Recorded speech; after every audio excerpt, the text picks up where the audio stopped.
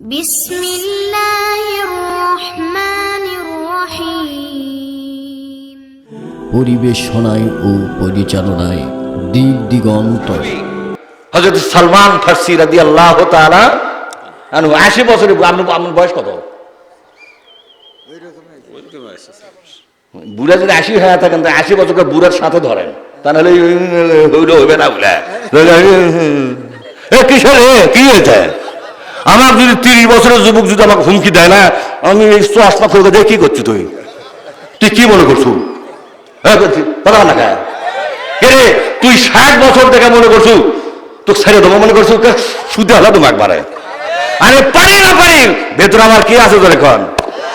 হ্যাঁ, কোরআনের সালসা খাসি, তুই করতে পারবো রে। তখন আমার কয় কি, হুজুর বুড়া ঠিকই, কিন্তু আমার সাথে লাগা হবে না, আমরা ভাব ভূত খুব ভালো হয়। কেন দেখ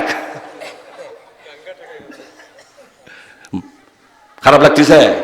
হ্যাঁ, হযরত সালমান ফারসি 80 বছরের বৃদ্ধ মানুষ, জিহাদের যখন ডাক আসতো সর্বপ্রথম তিনি বিশ্ব নবীর কাছে যে আবেদন করত, আপনি পড়বেন সালমান ফারসি সাহাবীর জীবনী পড়ে দেখবেন। ইয়া রাসূলুল্লাহ, আমাকে অনুমতি দেন, আমি যুদ্ধে যাব। নবী মারা যাওয়ার পরও সালমান ফারসি কিছুদিন বেঁচে ছিলেন। পরবর্তী খলিফা আবু বকর সিদ্দিক তার সময় বেঁচে ছিলেন। হযরত ওমর, কেউ কেউ বলেন হযরত ওমরের পর্যন্ত বেঁচে ছিলেন। যে খলিফায় থাকতো তার কাছে গিয়ে বলতো, গো আমিরুল মুমিনিন, আপনি আমাকে সিলেকশন করেন, জিহাদের জন্য আমি লড়াই করব। খলিফারা বলতো, আপনি শাইখ হয়ে গেছেন, বুড়া হয়ে গেছেন, আপনি পারবেন না। হযরত সালমান ফারসি বলেন, আমি বুড়াই ঠিকই, কিন্তু যখন কোরআন আমার ভিতরে অবস্থান নেই, তখন আর নিজেকে 80 বছরও মনে হয় না, তখন মনে হয় আমি 40 বছরের তাগড়া জুয়ান। কি মনে হয়? আর কোরআন না থাকলে 30 বছরের যুবকও অজগবি এক বিপদের গন্ধ পেলে 10 বছরের ছোট বাচ্চার মধ্যে তার মানে আমাদের কি নাই? মাল নাই। যেরকম কি নাই? মাল নাই। মাল মানে কি? ওর মধ্যে কোরআন নাই, ওই তো হাঁকবে, ওই তো মুতবে, কথা ঠিক না? আই দিন আমাদেরকে হাঁকা দিনি, কাঙ্গা পারিস, তোর বাপের ক্ষমতা আছে করে এটুকু না কলজা নিয়ে বাংলাদেশ চাষ করতেছি না, কলজার পরিমাণ খুব একটা ছোট নয়, কথা ঠিক না? ব্যাটিং চলে এই কলজাটা আঘাত দিয়ে লাভ হবে না, এটা ঠন ঠন করে বাঁচবে, কথা ঠিক না?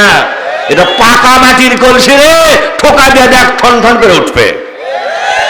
টাকা গেছে এগুলা। তুই কি মনে করছো রে? তোর আবু জেলের গ্রুপের দালালি করব, আমরা কোরআনের পক্ষে কাজ করব, লড়াই হবে সত্য এবং মিথ্যা, সত্যের পক্ষে জয় হোক আর পরাজয় হোক, আমরা কোরআনের বিপ্লবের জন্য মৃত্যুর দিনক্ষণ পর্যন্ত কাজ করব। তোদের কলজে আগুন দিয়ে জ্বলুক, তোরা উল্টে পড়ে মরে দিবস থেকে মুতুবে গাইজেকুম, রাগ আর ক্ষোভলে মরে যা, আমরা 1 ইঞ্চি জমিন তোদেরকে ছাড় দেব না। তোর বাবার সম্পত্তি নয় রে, এই সম্পত্তির মালিক আমার আল্লাহ। তোর বাবার সম্পত্তিতে আমরা ইসলাম কায়েম করতে চাচ্ছি না, আমরা ইসলাম কায়েম করতে চাচ্ছি আল্লাহ তৈরি করা জমির ওপরে, কথা ঠিক না? বাপের বেটা খালি কয় এই দেশে ইসলাম কায়েম হবে না। তোর বাপের দেশ কে? দেশটার মালিক কে? খলাকাল আরদা, জমিন সৃষ্টি করছে কে? খলাকাস সামাওয়াত, আসমান কে সৃষ্টি করছে? মান খলাকাল আরদা, মান খলাকাস সামাওয়াতি ওয়াল আরদা, আকাশ আর জমিনের সৃষ্টি কে করছে? এর মালিক কে? ওয়াসিয়া কুরসিয়ুহুস সামাওয়াতি ওয়াল আরদ। আয়াতুল কুরসি সকালবেলা যে পড়েন প্রত্যেক নামাজের শেষে, পানি দেন ভাইরা আমার। তাই বলতেছিলাম, আল্লাহ রাব্বুল আলামিন বললেন, ও নবী, আপনি আর নামাজ পড়াবেন না, ওদের কবরের কাছে যাবেন না, ওদের জন্য দোয়া করবেন না, দোয়া করাও যাবে না। সেটা শুনবেন? এনা যে দোয়া করবে, আল্লাহ কবরত না হয় না গেনু, কিন্তু কি করব? আমরা বলবি আমাকে যাই দোয়া চাই তাই জন্য দোয়া করি, ঠিক না? কতক্ষণ একেবারে যাই দোয়া চাই, কিন্তু আল্লাহ কি বলছে জানেন? সূরা তওবার মধ্যে, মা কানা লিন নবী, বলেন মা কানা লিন-নাবিয়্যি ওয়াল্লাযীনা আমানু আয়াস্তাগফিরা লিল-মুশরিকিনা ওয়ালাউ কানু উলি কুরবা। আল্লাহ পাক বলছেন, ওগো নবী, তোমার জন্য বৈধ নয়, ঈমানদার যারা তাদের জন্য বৈধ নয়, শিরক করবে যারা তাদের জন্য ক্ষমার আবেদন করা বৈধ নয়। কে বলছেন? দোয়া চালিয়ে তো হবে না। আবু তালেব মারা গেল, নবীর চাচা। কে কথা কেন একেবারে? কোন চাচা জানেন? যে চাচা আবু তালেবকে কোলে পিঠে মানুষ করেছে। আবু তালেব চাচা নবীকে কোলে পিঠে, এমনকি নবীর ঠোঁটে চুমা খেয়েছে, গলার চুমা খেয়েছে, কপালে চুমা খেয়েছে, হাতে চুমা খেয়েছে, পেটে চুমা খেয়েছে, পিঠে চুমা খেয়েছে, কোলট করে নিয়ে বেড়াচ্ছে যে আবু তালেব। তাহলে কম হলো এটা? বিশ্ব নবীর হাতে হাত দিয়েছে, শুধু নয় কোলের মধ্যে করে নিয়ে ঘুরে বেড়াচ্ছে। শুধু তাই নয়, 3.5 বছর বিশ্ব নবী জেলের মধ্যে চলে গেল। কয় বছর? 3.5 বছর বিশ্ব নবী জেলের মধ্যে যখন গেল, আবু তালেব বলল, আমার ভাতিজা জেলের মধ্যে থাকবে, আমি বাইরে ভালো সুখে থাকবো তা হয় না, আমার ভাতিজার কষ্ট আমি ভাগ করে নিলাম, আমিও স্বেচ্ছায় জেলের মধ্যে গেলাম। কথা বুঝতে পারছেন ভাই? আর আসবেন না?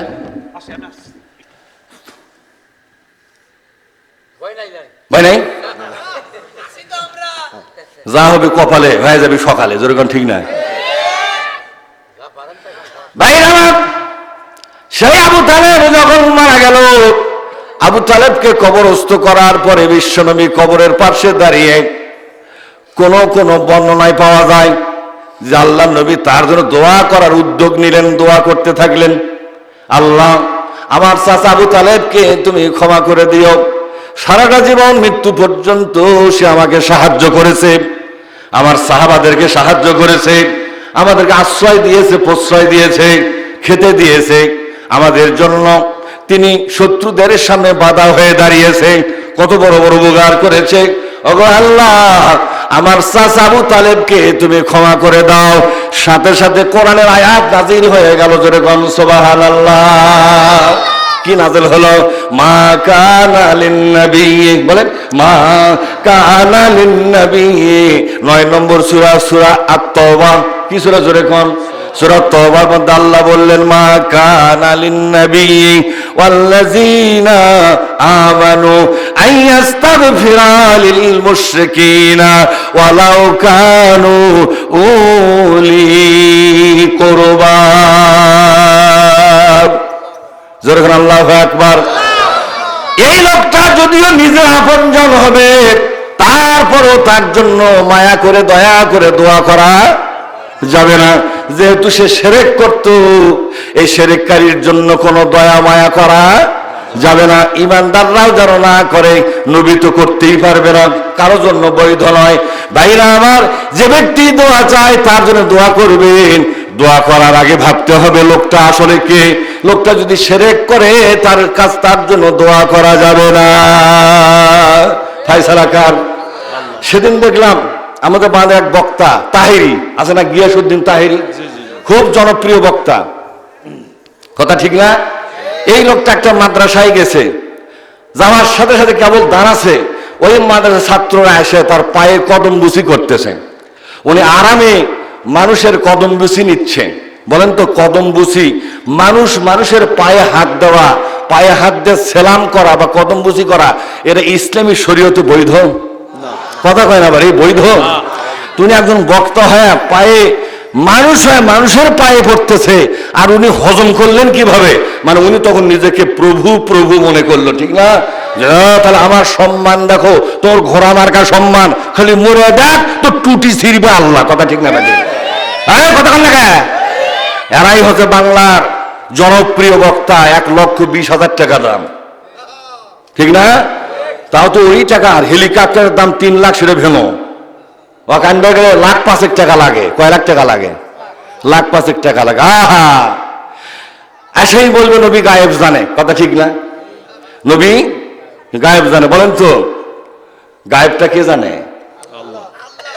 ওয়ালা ইয়ালামুল গায়বা, বলেন ওয়ালা ইয়ালামুল গায়বা গায়বা ইল্লাল্লাহ, আল্লাহ ছাড়া দুনিয়ার কোনো মানুষ গায়েবের ইলম রাখে না।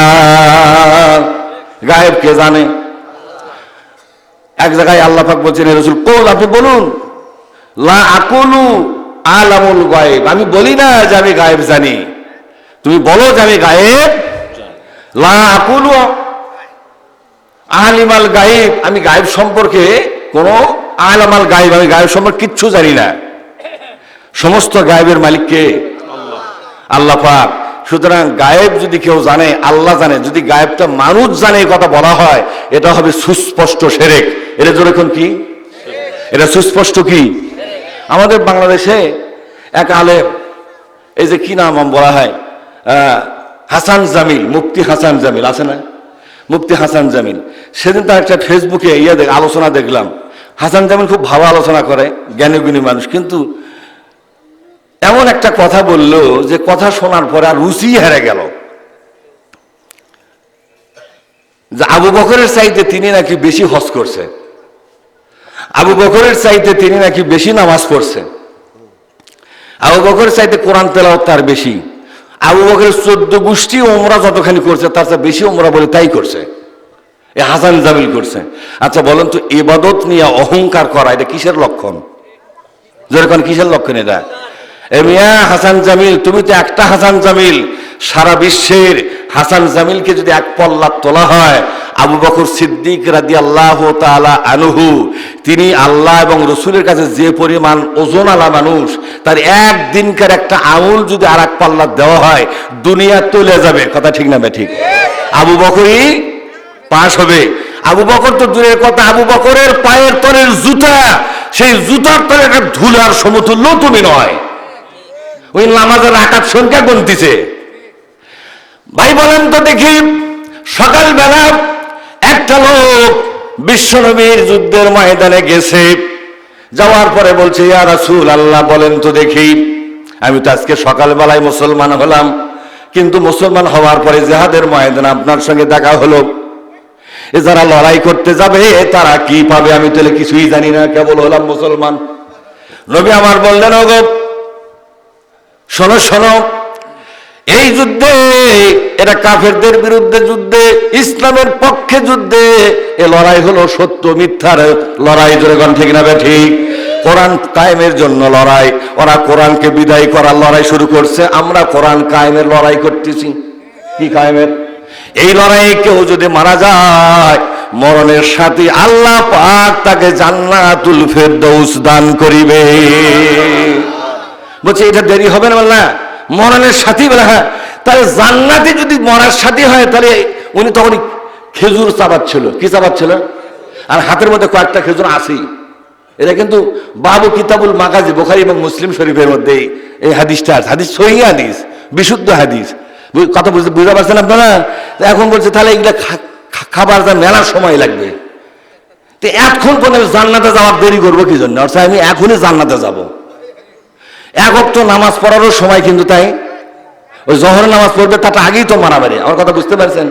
এই লোকটা যায় 2-1 পাক খায় লোকটা মারা গেছে। আর কথা বুঝতে পারছেন? লোকটা গেছে কোথায়? যুদ্ধের ময়দানে। এই লোকটার আমল কি কয় ঘন্টার আমলে দেয়? এক ওয়াক্ত নামাজ আছে। তা হাসান জামিলকে যদি বেহেশত দিবার দেওয়া হয়, আল্লাহ যদি কয় তুই আজকে বেহেশত বেটে দে, ওই লোকটাকে বেহেশত দিবে? তোমার এক ওয়াক্ত নামাজ নাই, তুমি জীবন দিলেই হবে, বলবে কেন? জোরে এখন একটা রোজা নাই, একটা হজ নাই, একটা ওমরা নাই, একটা নামাজ নাই, কিচ্ছু নাই, হ্যাঁ, তোমার কিছু ব্যবস্থা তো ব্যবস্থাই দেবে না। জোরে এখন দেবে? দেবে না। ইসলাম এই মতবাদ পোষণ করে না। ইসলামের মতবাদ হচ্ছে, কোন ব্যক্তি আল্লাহ এবং রসুলকে সন্তুষ্ট করার জন্য জীবন বাজি রেখে কি পরিমাণ অবদান রেখেছে, এই অবদানের ওজন কত, এটা ওজন করতে পারে কে? فأما من ثقلت বলেন فأما من ثقلت موازينه فهو في عيشة راضية। আল্লাহর কাছে কোন ব্যক্তি যদি তার ওজন বাড়াতে পারে, এই লোকটা পরকালে জান্নাতি হবে। ফয়সালা কার? জোরে কোন ফয়সালা কার?